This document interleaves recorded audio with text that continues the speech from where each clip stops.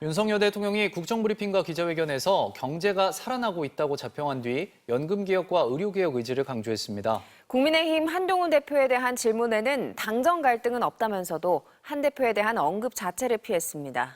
김민영 기자입니다.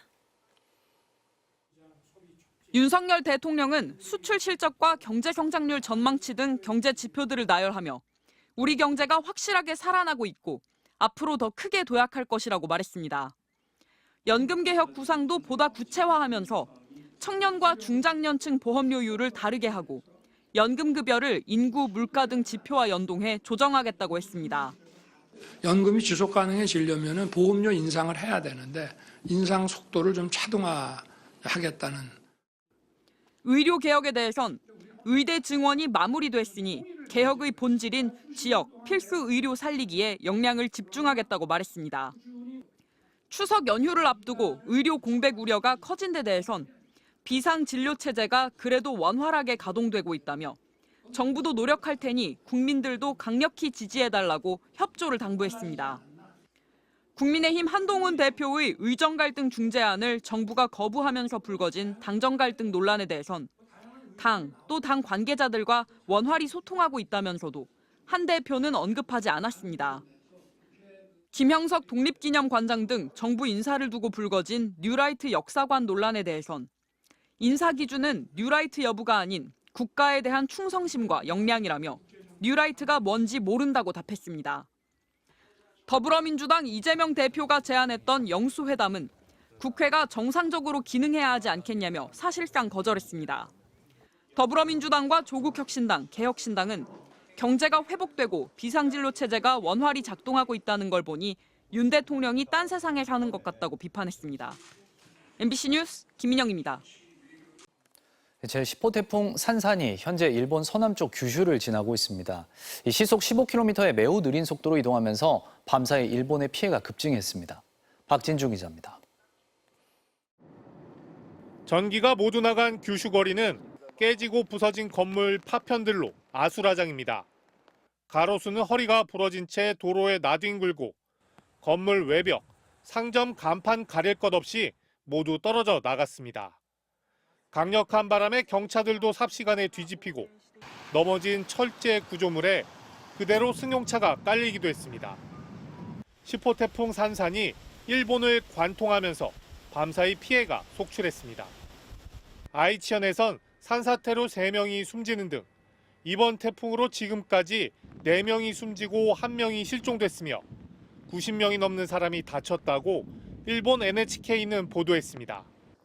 일본 정부는 이번 태풍 상륙을 앞두고 225만 명의 주민에게 대피 명령도 내렸습니다. 현재 태풍 산산은 중심 기압 992헥토파스칼, 최대 풍속 23m로 규슈섬 오이타현 히타시 부근을 지나고 있습니다. 태풍은 시속 15km의 느린 속도로 일본 열도를 관통하고 있어 주말까지 추가 피해가 불가피할 전망입니다. 미야자키 일부 지역에선 지금까지 800mm가 넘는 격렬한 폭우가 쏟아져 곳곳이 물에 잠겼고 오이타현에도 600mm가 넘는 물폭탄이 떨어져 역대급 강수량을 기록 중입니다. 규슈를 비롯한 태풍 경로 지역에선 항공기 600여 편이 무더기로 결항됐고 신칸센도 대부분 멈췄습니다. 무작정 일본을 찾은 관광객들은 곳곳에 발이 묶였고 택배나 물류 운송이 끊기면서 피해 지역의 마트와 편의점은 아예 문을 닫아버렸습니다. 또 휴대전화 기지국이 장애를 일으키면서 주요 통신사들은 유선전화나 공중전화로 긴급 신고를 하라고 당부했습니다. MBC 뉴스 박진준입니다. 딥페이크 성범죄 피해가 속출하면서 정부가 집중 단속에 나섰는데요. 전 세계에 유포된 딥페이크 성범죄 피해자의 절반 이상이 한국인이라는 해외 보안업체의 조사 결과가 미국 최대 규모 일간지에 실렸습니다. 이재은 기자입니다. 미국의 한 사이버 보안 업체가 최근 발표한 보고서입니다.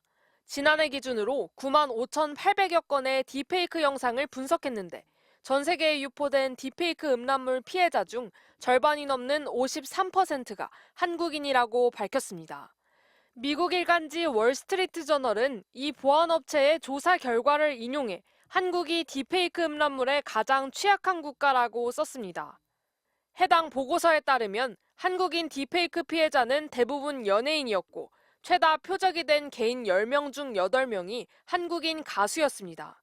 특히 가장 많은 딥페이크 영상에 등장해 피해를 입은 가수는 약 1,600건의 표적이 됐고 누적 조회수는 561만 회에 달했습니다. 월스트리트 저널은 한국 정부가 단속을 강화하고 있다고 밝히면서 딥페이크 음란물을 만들어 유포하는 텔레그램 기반 네트워크가 적발됐다는 건 한국이 세계적 문제의 진앙임을 시사하는 것이라고 지적했습니다. 영국의 BBC도 한국이 딥페이크 음란물 비상사태에 직면했다면서 만연한 성희롱 문화 속에서 기술 산업 발전이 디지털 성범죄의 폭발적 증가를 불러왔다고 지적했습니다. MBC 뉴스 이지은입니다. 어제 서울 연희동의 한 도로에서 땅 꺼짐 현상이 발생해 SUV 차량이 그대로 빠졌습니다. 원인은 명확히 밝혀지지 않았는데 집중호우 등에 영향을 줬을 수 있다는 분석도 나옵니다. 김건유 기자입니다. 편도 4차로 도로 버스 전용차로 옆 3차로를 달리던 하얀색 티볼리 차량. 갑자기 구멍 아래로 균형을 잃고 떨어집니다. 사고가 난 곳은 서울 서대문구 연희동 성산대교로 향하는 편도 4차로로 차량 통행이 많은 오전 11시 반쯤 발생했습니다. 땅꺼짐, 이른바 싱크홀은 가로 6m, 세로 4m에 깊이는 2.5m에 달했습니다. 앞에 싱크홀이 약간 보였어요. 나머지 사람들은 이제 이렇게 거기에 싱크홀을 좀 피해서 이렇게 갔는데 이 사고로 차량을 운전하고 있던 80대 남성과 동승한 70대 여성이 모두 중상을 입은 채 소방당국에 구조됐습니다. 70대 여성은 심폐소생술을 받으며 병원으로 옮겨졌는데 현재는 의식이 돌아온 것으로 알려졌습니다. 땅꺼짐이 발생한 원인은 아직 분명치 않습니다. 전문가들은 올여름 집중호우가 원인일 수 있다고 말합니다. 간헐적으로 계속 내렸던 그런 폭우라던가 그 폭우 양도 되게 많고 이렇다고 그러면 집안 상태를 교란시키기에 충분한 조건이 되고 또 근처에서 진행 중인 빗물 펌프장 유입관로 신설 공사도 영향을 미쳤을 수 있습니다. 이번에 싱크홀 단데 바로 주변에 지하에 마이너스 12m에 펌프장 공사가 있었던 것 같아요. 제 집안이 취약한데 거기서 어떤 물이나 토사가 유입돼가지고 상부에서 싱크홀이 나지 않았냐고.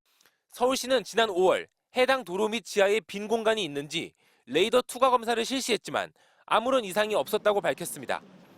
차로 바로 밑을 지나가는 상하수 관로도 없어 물이 샌 것도 아니라며 관계기관과 합동으로 정확한 원인을 밝혀내겠다고 말했습니다. 서울시는 해당 도로를 임시 복구하는 대신 도로를 모두 파내서 원인 파악에 집중하겠다는 방침입니다. MBC 뉴스 김건유입니다.